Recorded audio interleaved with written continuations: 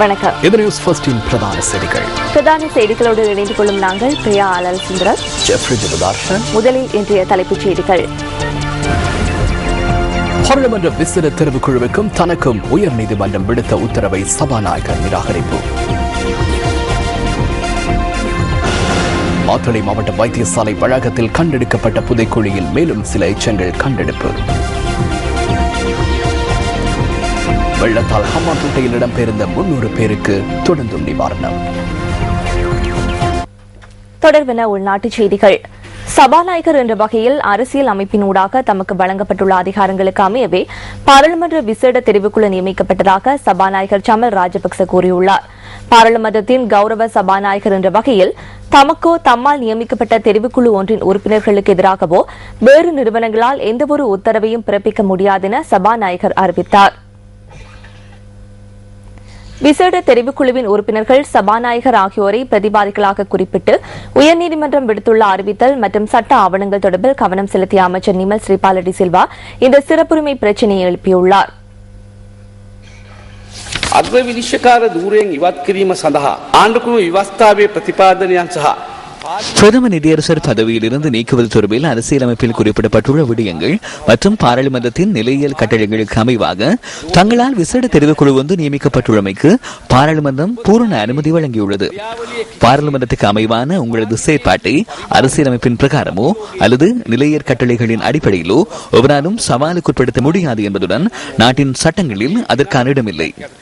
தங்களால் நியமிக்கப்பட்டுள்ள அந்த விசேட தெரிவுக்குழு தங்களால் விடுக்கப்பட்டுள்ள மற்றும் பாராளுமன்றத்தில் நிர்ணயிக்கப்படுகின்ற விதிமுறைகள் மற்றும் யோசனைகளின் பிரகாரம் மாத்திரமே செயற்பட வேண்டும். எந்த ஒரு வெளிநபருக்கோ நிறுவனத்திற்கோ அல்லது நீதிமன்றத்திற்கோ தெரிவுக்குழுவின் செயற்பாடுகள் தொடர்பான பரிந்துரைகள் மற்றும் உத்தரவுகளை வழங்குவதற்கான இயலுமையோ அல்லது சட்ட கட்டமைப்புகளோ இல்லை. பாராளுமன்றத்தின் சுயாதீனம் மற்றும் உரிமை என்பவற்றை பாதுகாப்பதற்கான விசேட பொறுப்பு உங்கள் வசம் உள்ளது. அதனை போன்று பாராளுமன்ற உறுப்பினர்களாக நமக்கும் பாராளுமன்றத்தின் தனித்துவத்தையும் சுயாதீனம் மற்றும் கௌரவத்தை பாதுகாப்பதற்கும் எந்த ஒரு வெளித்தரப்பினரால் விடுக்கப்படும் அச்சுறுத்தல்களில் இருந்து பாதுகாப்பதற்கான விசேட பொறுப்பு உள்ளது என்பதனை சுட்டிக்காட்ட விரும்புகிறேன்.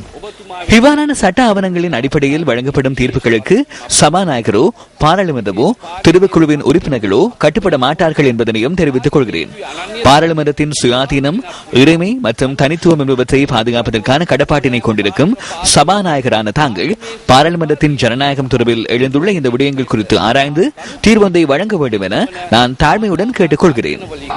අනන්‍යතාවයත් ගරුත්වයත් ආරක්ෂා කිරීමට බැඳී සිටින ඔබතුමා පාර්ලිමේන්තු ප්‍රජාතන්ත්‍රවාදය සඳහා එල්ල වී ඇති මෙම ක්‍රියාකලාපය පිළිබඳව ඔබතුමාගේ අවධානය යොමු කොට මේ පිළිබඳව තීරණයක් ලබා දෙන ලෙස කාරුණිකව ඉල්ලා සිටිමි. பிரதம நீதியரசர் கலாநிதி ஷிராணி பண்டாநாயக் மீதான குற்றப்பிரேரணை விசாரணை செய்யும் விசேட தெரிவுக்குழுவின் கூட்டத்தை பிற்போடுமாறு உயர்நீதிமன்றம் வழங்கிய பரிந்துரை தொடர்பில் இன்று நடைபெற்ற அமைச்சரவை தீர்மானங்களை அறிவிக்கும் ஊடகவியலாளர் சந்திப்பின் போது ஊடகவியலாளர்கள் அமைச்சர் ஆண்ட்ரோ பிரியதர்ஷனை அப்பாவிடம் கேள்வி எழுப்பினர்.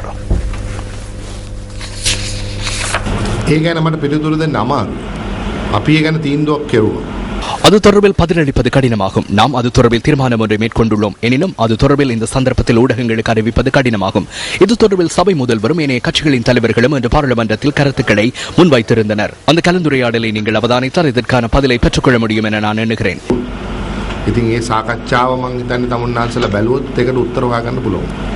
விசேட தெரிவுக்குழுவுக்கு வழங்கப்பட்டுள்ள கால எல்லை தொடர்பில் ஊடகவியலாளர்கள் கேள்வி எழுப்பினர்.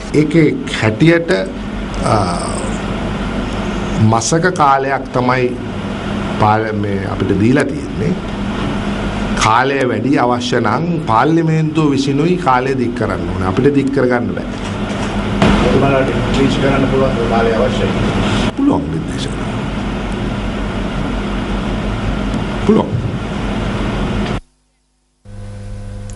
ஜனநாயகத்தை பாதுகாப்பது தொடர்பில் மக்களை தெளிவூட்டுவதற்கான துண்டு பிரசுரங்களை விநியோகிக்கும் நடவடிக்கை புதுக்கடை நீதிமன்ற கட்டட தொகுதி 3 இன்று நடைபெற்றது.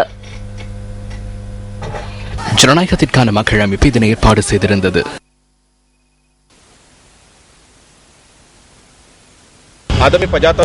தற்போது ஜனநாயகத்தின் மீது விடுக்கப்பட்டுள்ள அச்சுறுத்தல் தொடர்பில் இதனை விடவும் அவதானம் செலுத்த வேண்டும், மேலும் முன்னோக்கி செல்ல வேண்டும் என நாம் எண்ணுகிறோம். இந்த நிர்வாகத்திற்கு எதிராக நாட்டின் ஜனநாயகத்திற்கு கௌரவம் அளிக்கும் மக்கள் அணிதிரள வேண்டும் என அனைத்து மக்களுக்கும் நாம் அழைப்பு விடுக்கின்றோம்.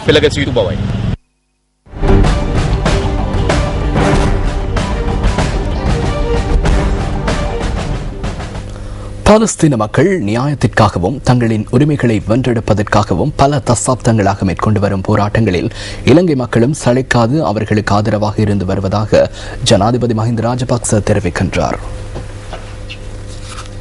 இலங்கை மக்கள் எதிர்காலத்திலும் பலஸ்தீனத்துக்கான தங்களின் ஆதரவை தொடர்ந்தும் வழங்குவார்கள் எனவும் ஜனாதிபதி குறிப்பிட்டுள்ளார். பலஸ்தீன ஒத்துழைப்புக்கான சர்வதேச தினத்தை முன்னிட்டு விடுத்துள்ள செய்தியிலேயே ஜனாதிபதி இந்த கருத்துக்களை கூறியுள்ளார். பலஸ்தீன மக்களின் சுயநிர்ணயம், சுயாதீனம் மற்றும் இறைமை என்பவற்றுக்கான உரிமைகள் அச்ச நிலைமையை தொடர்ந்தும் காணப்படுவதாக ஜனாதிபதியின் செய்தியில் தெரிவிக்கப்பட்டுள்ளது. யாழ் இந்திய துணை தூதரகம் முன்பாக கடற்தொழிலாளர்கள் இன்று ஆர்ப்பாட்டம் நடத்தியுள்ளனர். இந்திய ட்ரோலர் மீன்பிடி படகுகளை கட்டுப்படுத்த கோரியும், இந்திய இழுவை படகுகளின் அத்துமீறல்களை உடனடியாக தடுத்து நிறுத்த கோரியும் யாழ் கடற்தொழிலாளர்கள் கூட்டுறவு சங்கங்களின் சம்மேளனம் இந்த ஆர்ப்பாட்டத்தை ஏற்பாடு செய்திருந்தது. ஆர்ப்பாட்டத்தில் கலந்து கொண்டிருந்த கடற்தொழிலாளர்கள் இந்திய துணை தூதுவர் அலுவலகத்திற்கு முன்பாக கோஷங்களை எழுப்பி எதிர்ப்பினை வெளியிட்டுள்ளனர். யாழ் கடற்தொழிலாளர்கள் கூட்டுறவு சங்கங்களின் சம்மேளனம் தமது கோரிக்கைகள் அடங்கிய மகஜர் ஒன்றையும் இந்திய துணை தூதுவரிடம் கையளித்தது. இது தொடர்பாக யாழ் இந்திய துணை தூதுவர் வெங்கடாசலம் மகாலிங்கத்திடம் வினவினோம். யாழ் கடற்தொழிலாளர்கள் கூட்டுறவு சங்கங்களின் சம்மேளனத்தின் கோரிக்கைகளை இந்திய அரசாங்கத்திற்கும் இந்திய உயர்ஸ்தானிகர் ஆலயத்திற்கும் அறிவித்துள்ளதாக அவர் தெரிவித்தார். அதனைத் தொடர்ந்து ஊர்வலமாக சென்றவர்கள் யாழ் மாவட்ட செயலகத்தில் யாழ் உதவி அரசாங்க அதிபர் ரூபினி வரதலிங்கத்திடம் மகஜர் ஒன்றை சமர்ப்பித்தனர். அம்பலாந்தோட்டை வழவை கங்கை நீர்மட்டம் உயர்வடைந்தமையினால் ஏற்பட்ட வெள்ளம் தற்போது வடிந்தோடியுள்ளதாக ஹம்பாந்தோட்டை மாவட்ட இடர் முகாமைத்துவ நிலையம் தெரிவிக்கின்றது. வெள்ளம் காரணமாக 300 பேர் பாதிக்கப்பட்டுள்ளதாக நிலையம் சுட்டிக்காட்டுகின்றது. உடவளவு நீர்த்தக்கத்தின் 4 வான்கதவுகள் திறக்கப்பட்டதனால் அம்பலாந்தோட்டையில் சில பகுதிகள் நேற்று மாலை நீரில் மூழ்கின. இதன்போது 90 வீடுகள் நீரில் மூழ்கியதுடன் 4 வீடுகள் முற்றாக சேதமடைந்ததாக ஹம்பாந்தோட்டை மாவட்ட இடர் முகாமைத்துவ நிலையம் தெரிவிக்கின்றது.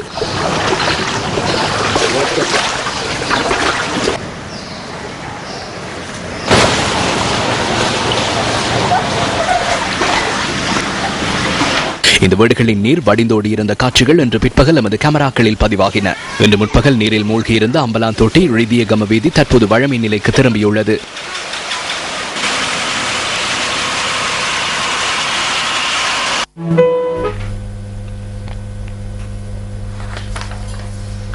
அம்பன்புல கிரிமிட்டியாவ ரயில் கடவையில் நேற்று இடம்பெற்ற வாகன விபத்தில் உயிரிழந்த 6 பேரினது இறுதிக்கிரியைகள் இன்று நடைபெற்றன. விபத்தில் காயமடைந்த முச்சக்கர வண்டி சாரதியின் மகள் தொடர்ந்தும் குருநாகல் போதனா வைத்தியசாலையின் அவசர சிகிச்சை பிரிவில் சிகிச்சை பெற்று வருகின்றார். மாஹோ அம்பன்புல பகுதியில் உள்ள ஆலயம் ஒன்றில் பூஜை வழிபாடுகளில் கலந்து கொள்வதற்காக பீகமவில் இருந்து சொந்த 2 குடும்பங்களைச் சேர்ந்தவர்கள் கிரிமிட்டியாவ பகுதியில் உள்ள பாதுகாப்பற்ற ரயில் கடவையில் நேற்று விபத்துக்குள்ளானார்கள். கொழும்பிலிருந்து வவுனியா நோக்கி பயணித்த யாழ்தேவி ரயிலுடன் அவர்கள் பயணித்த முச்சக்கர வண்டி மோதியுள்ளது. இதன்போது முச்சக்கர வண்டி சாரதி, அவரின் மனைவி மற்றும் பிள்ளையொன்றும் அவர்களின் அயல்வீட்டு பெண்ணொருவரும் அவரின் 2 பிள்ளைகளும் உயிரிழந்தார்கள். முச்சக்கர வண்டி சாரதி, அவரின் மனைவி மற்றும் பிள்ளையின் பூதோடுகள் அம்பன்புல அமனுகம பகுதியில் அமைந்துள்ள அவர்களின் பெற்றோர் வீட்டில் வைக்கப்பட்டுள்ளன. இறுதிக்கிரியைகள் அம்பன்புல அமனுகம பொது மயானத்தில் இன்று மாலை நடைபெற்றன.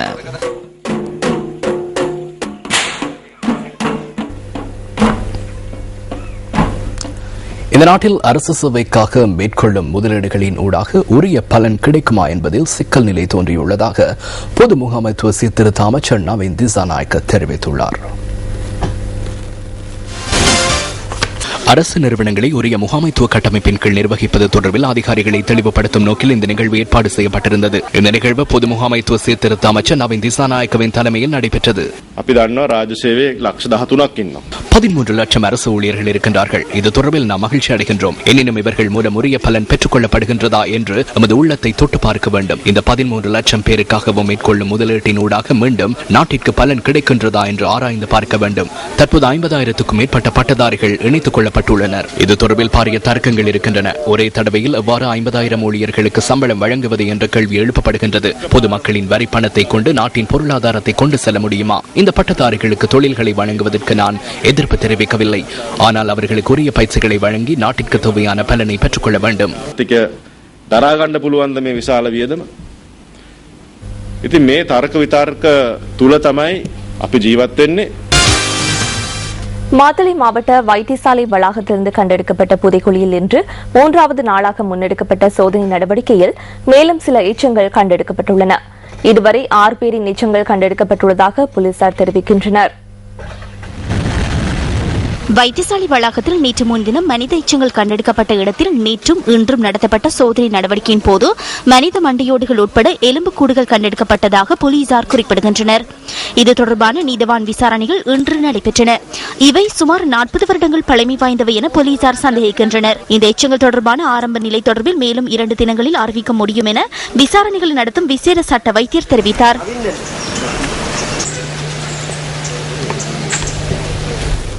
யாழ் பல்கலைக்கழகத்தின் மாணவர்கள் மேற்கொண்டுள்ள வகுப்பு பகிஷ்கரிப்பினால் இன்றைய கல்வி செயற்பாடுகள் பாதிப்படைந்துள்ளன.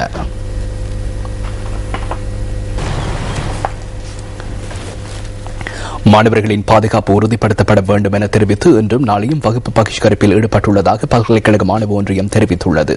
மாணவர்கள் பல்கலைக்கழகத்திற்கு சமூகம் அளிக்காததால் இன்றைய கல்வி செயற்பாடுகள் முற்றாக ஸ்தம்பிதமடைந்ததாக மாணவர் ஒன்றியம் தெரிவித்துள்ளது. வறுமை, நோய், சுற்றுச்சூழல் பாதிப்பு என ஒரு பிரச்சினையை ஒரு தடவையில் கையாள்வது தோல்விக்கு வழிவகுக்கும் என நோபல் பரிசு பெற்ற பேராசிரியர் மொஹான் முனசிங்க தெரிவித்துள்ளார். கொழும்பில் நேற்று ஆரம்பமான சிறுவர் தொற்று நோய் தொடர்பான 6வது ஆசிய மாநாட்டில் அவர் இந்த கருத்தினை வெளியிட்டுள்ளார்.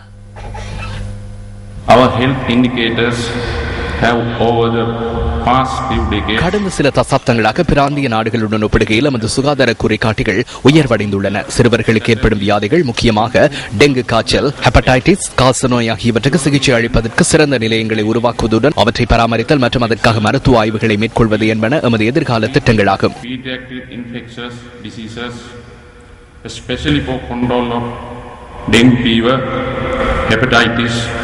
tuberculosis and improving medical research for this purpose.